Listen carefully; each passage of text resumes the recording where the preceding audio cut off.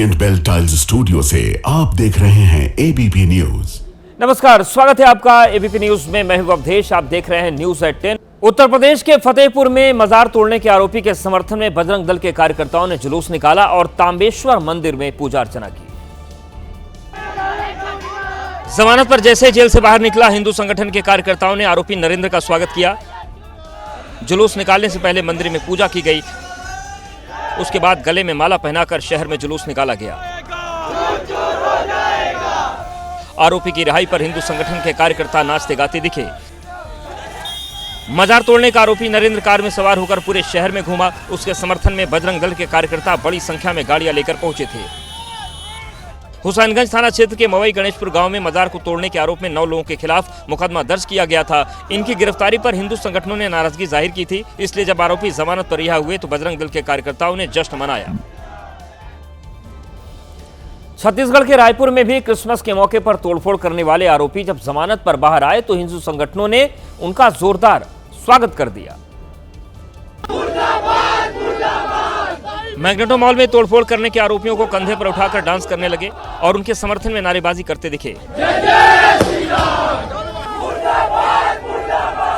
जमानत मिलने की खुशी में रायपुर में ऐसे ही रैली निकाली गई और उनका स्वागत किया गया। बजरंग दल के कार्यकर्ता और परिजनों ने आरती उतारी। ऐसा लग रहा था मानो कोई जंग जीत कर आए हों। इन पर क्रिसमस के मौके पर कर्मचारियों के नाम और धर्म पूछकर मारपीट का आरोप है। पुलिस ने इन 6 आरोपियों को गिरफ्तार कर जेल भेज दिया था, लेकिन कोर्ट से इन्हें जमानत मिल गई और ये उसी का खुशी और जश्न मनाते दिखे।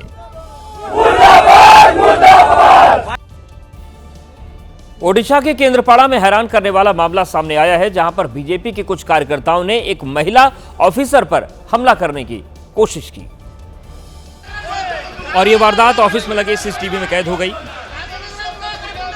बीजेपी का नेता अपने गुंडों के साथ ऑफिस पहुंचा और काम नहीं करने का आरोप लगाकर हमले की कोशिश की। इस बीच महिला अधिकारी पर हमले के विरोध में बीडीओ ऑफिस के कर्मचारियों ने काम बंद कर दिया और बीजेपी नेता के खिलाफ नारेबाजी की। हालांकि इस मामले में अब तक कोई एफआईआर दर्ज नहीं की गई है, जबकि घटना की प्रशासनिक जांच के आदेश दिए गए हैं। यूपी की गोरखपुर पुलिस ने स्पेशल 36 गैंग का खुलासा किया है। इस गिरोह में पुरुष नहीं बल्कि महिलाएं शामिल थी, जो बेहद शातिर तरीके से चोरी और लूट को अंजाम दे रही थीं। पुलिस के सामने खड़ी ये महिलाओं को ही निशाना बनाती थीं। गोरखपुर में सांप बिच्छू गैंग के नाम से कुख्यात हैं। इस गैंग में 36 महिलाएं शामिल थीं, जो अलग अलग टुकड़ियों में बसों और ऑटो में बैठ जाती थीं और अचानक नकली सांप और बिच्छू फेंक कर चिल्लाने लगती थी और इसी बीच पलक झपकते गले से चेन, जेवर और बैग पर हाथ साफ करके फरार हो जाती थीं। कई बार तो सेफ्टी पिन चुभोकर चेन खींच लेती थीं। महिलाओं का स्पेशल 36 गैंग कई जिलों में काम करता था। काफी दिनों से पुलिस की आंखों में धूल झोंकती रही थी, लेकिन आखिरकार में गोरखपुर पुलिस ने प्लान बनाकर सभी को गिरफ्तार कर लिया। पुलिस ने 36 महिलाओं के साथ 4 पुरुषों को भी पकड़ा है, जो इनके अपराध में बराबर के हिस्सेदार थे। इंदौर के बाद गुजरात के गांधीनगर में भी दूषित पानी पीने से कई लोग बीमार हो गए। एक साथ इतनी बड़ी संख्या में लोगों के बीमार पड़ने से हड़कंप मचा हुआ है। पिछले एक हफ्ते में गांधीनगर में टाइफाइड के 67 मामले सामने आए हैं, जिनमें से 31 मरीजों का अस्पतालों में इलाज चल रहा है। ये सभी मामले गांधीनगर के सेक्टर 24, 26, 27, 28 और आदिवाड़ा इलाके से मिले हैं। सबसे ज्यादा मामले सेक्टर 24 के इंदिरा नगर से सामने आए हैं। गांधीनगर नगर निगम के स्वास्थ्य अधिकारी ने कहा कि लोगों को दूषित पीने का पानी मिलने से टाइफाइड फैला है। इधर राज्य के गृह मंत्री आज अस्पताल पहुंचे और उनका हाल जाना। कोई नागरिको खास કરીને टाइफोइडની અંદર સંકળાયેલા સૌ લોકોની ટ્રીટમેન્ટની વ્યવસ્થાઓ અને તમામ લોકો એક સારી રીતે આ ટ્રીટમેન્ટ પ્રાપ્ત કરી શકે, ખાસ કરીને 22 ડોક્ટરોની ટીમ બનાવવામાં આવી છે। स्वास्थ्य विभाग का दावा है कि पाइपलाइन में रुकावट और सीवेज के ओवरफ्लो होने की वजह से टाइफाइड के मामले बढ़े हैं। गृह मंत्री अमित शाह भी हालात पर पैनी नजर बनाए हुए हैं। नोएडा में 2 जनवरी की रात हुए सनसनीखेज हत्याकांड का पुलिस ने खुलासा कर दिया है। हैरान करने वाली बात यह है कि मृतक आरोपी का साढ़ू था। पूछताछ में आरोपी रामवचन ने बताया कि वो और उसका साढ़ू काफी समय से साथ रहते थे, लेकिन इसी दौरान साढ़ू के पत्नी से अवैध संबंध हो गए।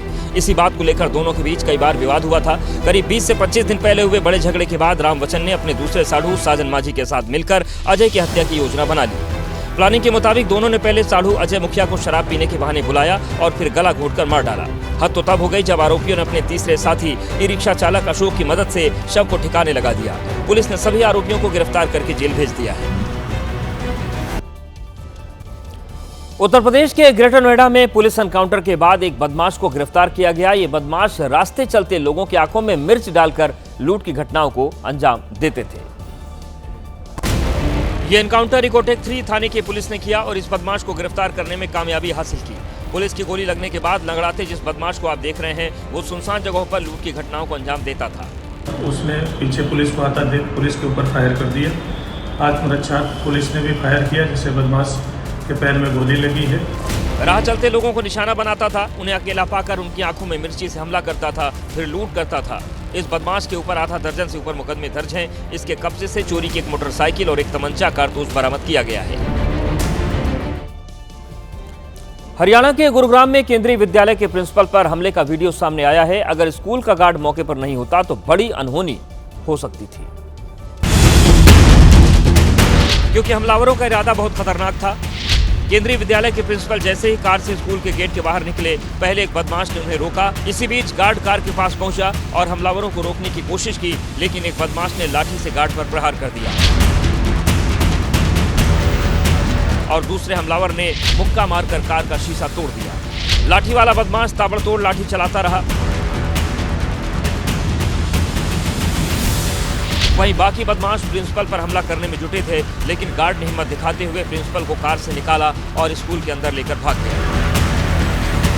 हमले का ये वीडियो गुरुग्राम के सेक्टर 14 स्थित केंद्रीय विद्यालय का है। बताया जा रहा है कि छात्रों के 2 गुटों में मारपीट के बाद प्रिंसिपल पर हमला हुआ। प्रिंसिपल की शिकायत पर एक नाबालिग सहित 2 आरोपी पकड़ लिए गए हैं।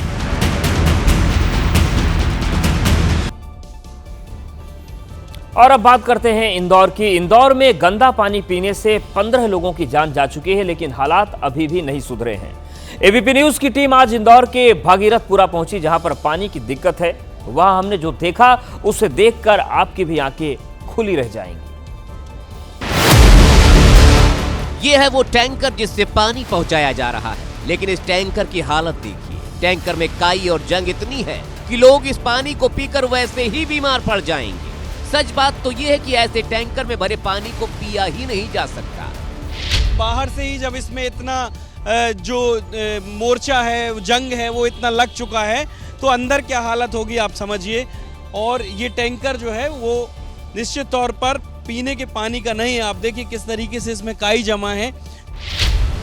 टैंकर में भले ही पानी के नाम पर जहर का घूंट भरा हो, लेकिन हकीकत तो ये है कि जहां पानी की किल्लत है, वहां लोग इस गंदे टैंकर से आने वाले पानी पीने को ही मजबूर हैं। पानी पीने लायक बिल्कुल भी पीने लायक नहीं है सर। अब क्या करें हम, बताओ। कहाँ से मेरे घर में छोटी बच्ची सो रही है, मैं उसको छोड़कर घर में अकेली आई हूँ यहाँ पानी भरने।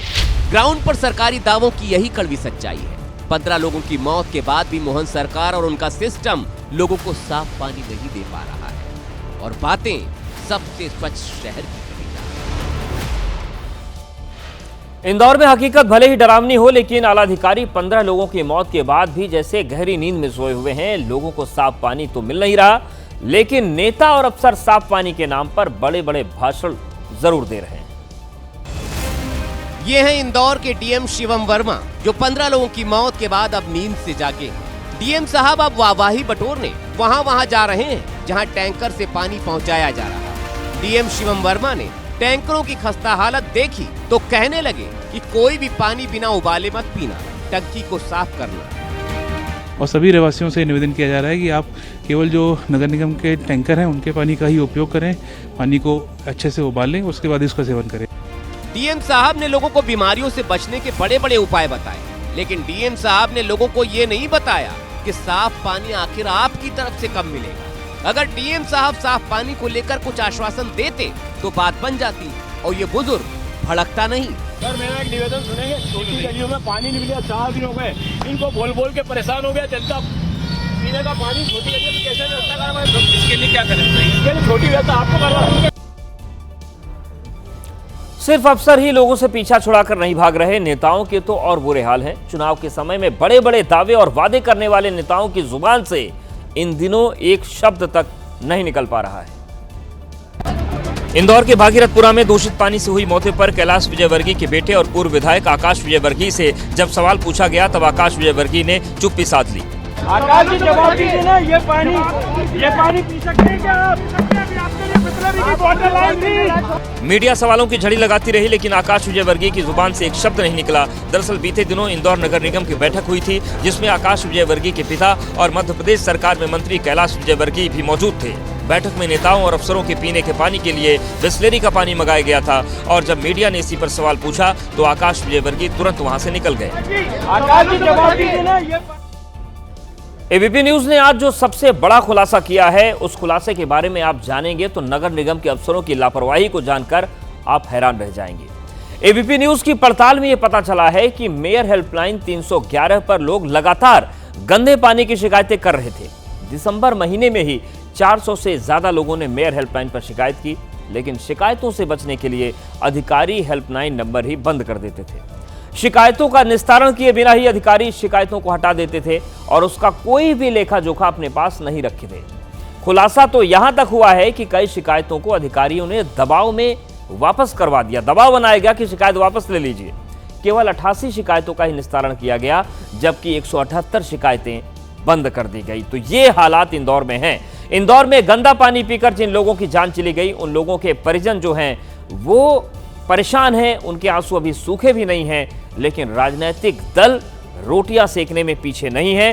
पीड़ितों का हमदर्द बनने के चक्कर में बेशर्मी की इंतहा पार कर रहे हैं।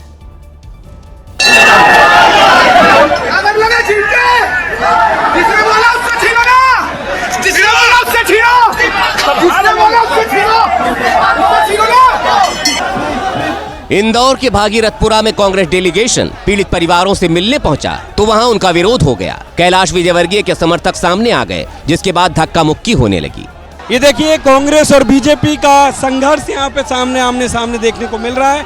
कांग्रेस आरोप लगा रही है कि उन्हें पीड़ित परिवारों से नहीं मिलने दिया जा रहा है, जबकि बीजेपी का ये कहना है कि कांग्रेस सिर्फ राजनीति करने के लिए यहाँ आई है। भागीरथपुरा में किसी तरह पुलिस ने मार पिटाई होने से बचा ली, लेकिन कांग्रेस का गुस्सा शांत नहीं हुआ। मध्य प्रदेश कांग्रेस अध्यक्ष जीतू पटवारी ने तो बड़े आंदोलन की चेतावनी दे डाली, जबकि दिग्विजय सिंह ने इसे सरकार की असफलता बताया। कांग्रेस पार्टी 11 तारीख को इंदौर में पूरे प्रदेश स्तर का आंदोलन करेगी। बहुत ही निंदनीय घटना है और मध्य प्रदेश सरकार की बहुत बड़ी असफलता है और इस पर सख्त कार्रवाई करना चाहिए। उत्तर प्रदेश के गाजियाबाद से एक ऐसी तस्वीर सामने आई है जिसको देखकर किसी का भी डरना लाजमी है, जब किराएदार और उसके दोस्तों ने मकान मालिक के घर में घुसकर मारपीट और तोड़फोड़ कर दी। मकान मालिक का बस इतना ही कसूर था कि उसने किराएदार को शोर कम मचाने को बोल दिया। बस फिर क्या था, किराएदार और उसके हुड़दंगी दोस्तों ने मिलकर मकान मालिक और उसके घर पर धावा बोल दिया। घटना न्यू ईयर की रात की है, जब किराएदार अपने दोस्तों के साथ देर रात पार्टी में मशगूल था। शोर ज्यादा होने पर टोका तो वो भड़क गया।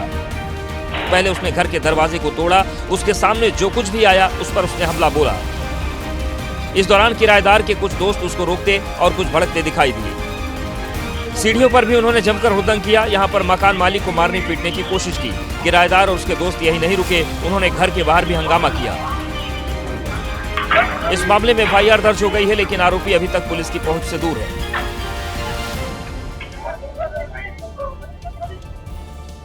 सड़क पर स्टंटबाजी का नशा ऐसा चढ़ा है कि बस पूछिए मत। ताजा तस्वीर उत्तर प्रदेश की राजधानी लखनऊ से आई, जहां पर ई रिक्शा चलाते हुए स्टंटबाजी की गई। मशहूर फिल्म कोई मिल गया का गाना इधर चला मैं उधर चला, ना जाने मैं किधर चला, इन तस्वीरों पर बिल्कुल सटीक फिट बैठता है। देखिए कैसे ड्राइवर कभी ई रिक्शे को इधर गिराता तो कभी उधर गिराता। चलती फिरती सड़क पर ना उसे कानून का कोई डर है, ना चालान की कोई चिंता। वो तो स्टंट करने में ही मगन है। बताया जा रहा कि ई रिक्शा ने काफी देर तक सड़क पर इसी तरह स्टंट किया और ये सब कुछ एक चौकी के पास हुआ।